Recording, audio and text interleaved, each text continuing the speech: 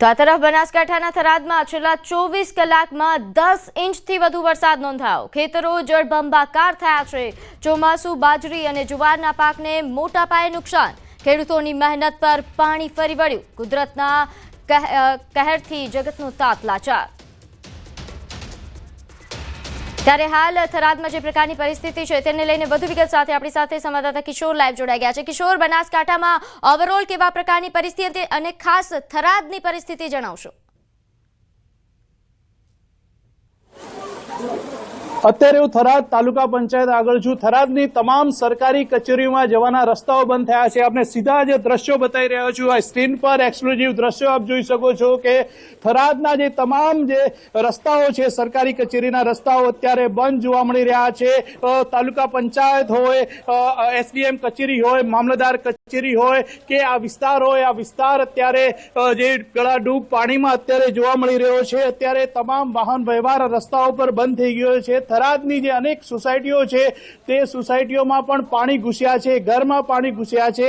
મહત્વની વાત તો એ છે કે એક એસડીઆરએફની ટીમ અને એનડીઆરએફની જે ટીમ છે તે થરાદ અને સુઈગામ માટે રવાના કરાઈ છે। થરાદ ખાતે એસડીઆરએફની ટીમ સ્ટેન્ડ બાય રખાવાની છે, જ્યારે એનડીઆરએફની ટીમને સુઈગામ રખાશે। 10 ઇંચ વરસાદ છેલ્લા 24 કલાકમાં પડ્યો છે અને અત્યારે પણ થરાદમાં જે ધોધમાર વરસાદ પડી રહ્યો છે તેને લઈને થરાદના હાલ અત્યારે બેહાલ જોવા મળી રહ્યા છે। ન્યૂઝ 18 ની સ્ક્રીન પર આ એક્સક્લુઝિવ આપ દ્રશ્યો જોઈ શકો છો કે થરાદ અત્યારે ડૂબી રહ્યું હોય તેવી પરિસ્થિતિ જોવા મળી રહી છે। જાણે કે આ થરાદની અંદર અત્યારે આપ પાટ્યું છે।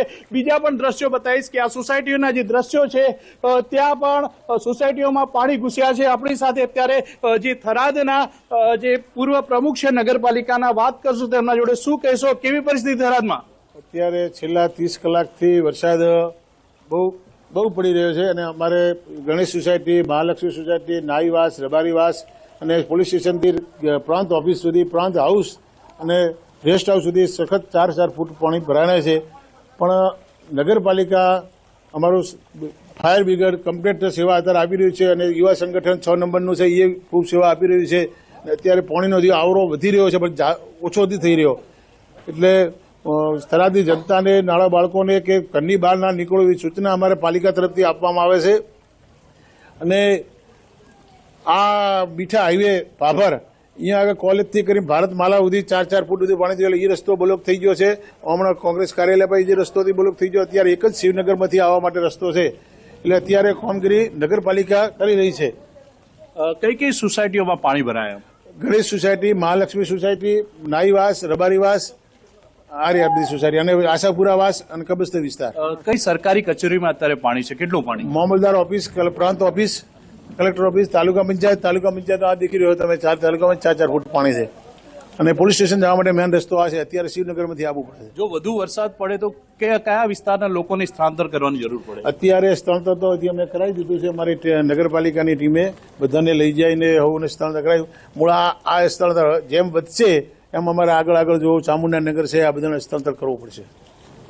પ્રીતિ, ખાસ કરીને બનાસકાંઠાના જે થરાદના હાલ અત્યારે બેહાલ છે, થરાદનો જે કેટલાક વિસ્તારો છે તેમાંથી સ્થળાંતર પણ કરાયા છે। આપણી સાથે સ્થાનિક લોકો પણ છે। કેવી પરિસ્થિતિ છે થરાદની? ખૂબ ખરાબ પરિસ્થિતિ છે હાલમાં થરાદની અંદર। બીજા પણ કેટલાક લોકો છે, ખાસ કરીને થરાદની અત્યારે પરિસ્થિતિ શું છે? વધુ વરસાદ પડે તો કેવી પરિસ્થિતિ થાય? થરાદમાં જો આજનો દિવસ વરસાદ પડે તો પરિસ્થિતિ ખૂબ ભયજનક બની શકે છે। અત્યારે પણ ભયજનક પરિસ્થિતિ છે। ગણેશ સોસાયટી, મહાલક્ષ્મી સોસાયટી, ચામુંડાનગર સંપૂર્ણપણે ડૂબાઈ ચૂક્યા છે। અત્યારે ઘરમાં કોઈને રહેવા લાયક નથી। નગરપાલિકાના સ્ટાફ આવ્યો તો અમારા દીપકભાઈ, નગરપાલિકાના પૂર્વ પ્રમુખ, એ પણ આવ્યા હતા, બધાને સ્થળાંતર કરાવ્યું છે અને અત્યારે થાય એટલી અમે મદદ કરી રહ્યા છીએ। પણ જો આજ સાંજ સુધી વરસાદ બંધ ના થયો ને તો મામલતદાર કચેરી, પ્રાંત office, SDM office, police station, taluka panchayat આ બધું જ ડૂબાઈ ગયું છે। એ સરકારી તંત્ર જ અત્યારે પાણી અંદર જ છે એવું છે। એ ખૂબ મદદ કરે છે પણ એમને જ તકલીફ છે પાણીની। અને અમારે આ તકલીફ 2015માં પણ થઈ હતી, 2017માં થઈ હતી, 2021માં થઈ હતી, 2025માં પણ થઈ છે। તંત્રએ પાણી નિકાલની પણ વ્યવસ્થા કરી છે પણ આવરો ખૂબ છે। આ એક જ તળાવ છે ને આખા થરાદનું પાણી અમારા પેપળિયા તળાવમાં આવે છે, એના લીધે અમારે આ સોસાયટી વાળાને ભોગવવું પડે છે। આખા થરાદનું પાણી આ વોર્ડ નંબર 6 અંદર આવે અમારે, બીજું કોઈ નિકાલ પાણીનો થતો નથી। ક્યાં કયા વોર્ડ છે કે જ્યાં હાલત બહુ ખરાબ છે લોકોની? વોર્ડ નંબર 6 અને વોર્ડ નંબર 2 અને વોર્ડ નંબર 3 ત્યાં વધારે હાલત ખરાબ છે અને વોર્ડ નંબર 7 ના પણ અમુક વિસ્તાર છે જે પાણીમાં ગરકાવ છે. અત્યારે આશાપુરા વાસ વિજય બિઝનેસની પાછળ રસ્તાઓના બધા હાલની તારીખ અને અત્યારે થરાદના ટોટલી રસ્તા લગભગ બંધ જ છે. સરકારી કચેરીના અધિકારીઓને બહાર નીકળવું હોય કે એમની ઓફિસમાં આવવું હોય ને તો પણ આવી શકે એવી પરિસ્થિતિ નથી કે બહાર જઈ શકે એવી પરિસ્થિતિ નથી. અને આ પરિસ્થિતિ આ 10 વર્ષમાં ચોથી વાર અમારે થઈ છે. પ્રીતિ, જ્યાં જુઓ ત્યાં પરિસ્થિતિ બહુ ખરાબ છે. આ થરાદનો જે વિસ્તાર છે કે આ પોસ્ટ વિસ્તાર કહેવાય છે, જ્યાં તમામ સરકારી કચેરીઓ આવેલી છે. તમામ સરકારી કચેરીઓ અત્યારે પાણીમાં ગરકાવ જોવા મળી રહી છે. એટલે કે થરાદનું જે વહીવટી તંત્ર છે તે અત્યારે કામ કરવું મુશ્કેલ બન્યું છે, કારણ કે વહીવટી તંત્રની તમામ જે કચેરીઓ છે તમામ કચેરીઓમાં પાણી જ પાણી જોવા મળી રહ્યા છે. પ્રયત્ન અમે કરી રહ્યા છીએ આગળ જવાનો કે કેટલા સુધી અમે આગળ જઈ શકીએ છીએ. અત્યારે ચાલી રહ્યા છે, જ્યાં નજર કરો ત્યાં પાણી જ પાણી જોવા મળી રહ્યું છે. સમગ્ર જે થરાદ છે તેમાં આબ ફાટ્યું હોય તેવા અત્યારે દ્રશ્યો પણ જોવા મળી રહ્યા છે. સીધા જ આ દ્રશ્યો તમે ન્યૂઝ 18 ની સ્ક્રીન પર જોઈ શકો છો કે જે હાલ જે છે થરાદના તે હાલ અત્યારે બેહાલ થયા છે. આ જે વિસ્તાર છે અહીંયા તાલુકા પંચાયત આવેલી છે, એસડીએમ કચેરી આવેલી છે, મામલતદાર કચેરી આવેલી છે. તે ઉપરાંત આ જે વોર્ડ નંબર 2, 3, 6 અને 7 નો જે વિસ્તાર છે એ વિસ્તાર અત્યારે પાણીમાં ગરકાવ થઈ ચુક્યો છે.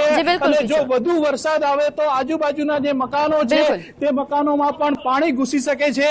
અત્યારે દ્રશ્યોમાં જે પ્રમાણે જોઈ શકો છો કે લોકો અત્યારે પાણીમાં ચાલી રહ્યા છે. યુવા ટીમ છે જે લોકોની મદદ માટે જઈ રહી છે. માહિતી મેળવતા રહેશો. હાલ આભાર માહિતી આપવા બદલ. તો હાલ જે તે સંવાદદાતાએ જણાવ્યું કે થરાદની પરિસ્થિતિ હાલ બેહાલ થયા છે.